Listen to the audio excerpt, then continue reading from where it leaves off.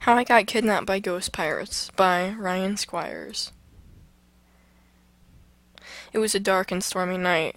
Me being a seasoned sailor, I knew that this was a bad situation to be in. Our cargo vessel, Riptide, was a strong vessel, no doubt, but something about these waters worried me.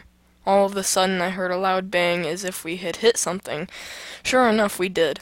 The impact caused the ship and all her crew to jolt forward. Some of us went overboard. The ship proceeded to capsize, knocking me unconscious in the process. A good 30 minutes or so passed after I woke up. I lie atop the ship's hull with a migraine headache to greet me. My surroundings were covered in heavy fog, so I didn't see much.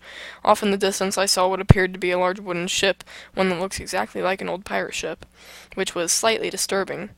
After a while, what I thought to be a mirage arrived close to the side of our ship. Suddenly, my foggy eyes began to see a peg leg coming down from a rickety rope ladder, and I felt my achy arms being hoisted up a creaking salt-covered ladder. So there I was, lying aboard an old pirate ship. You wouldn't believe me if I told you any of what I said here today, but get this. All of the crew on board were skeletons. They freaked me out, and right now all I want to do is get out of here because I can only imagine what could happen to me if I overstay my welcome. It seems strange that the skeleton pirates let me walk free on their ship. However, I didn't think much of it. I used the opportunity given to explore their ship, in which I found several kegs of gunpowder, which is highly explosive. After all the remaining skeleton crew left the hull and made their way on deck, I spread as much gunpowder as possible throughout the hull and the ship.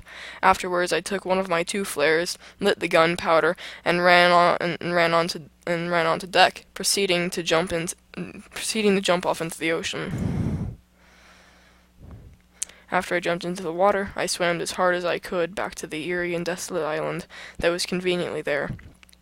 After I came onto shore, I looked back onto the ship I destroyed and looked out and took out my personal satellite phone and dialed the nearest Coast Guard. When I saw the helicopter approaching, I used my remaining flare to signal them. Before I knew it, I was back on my way to safety. And that's the story of how I got kidnapped by ghost pirates. The end.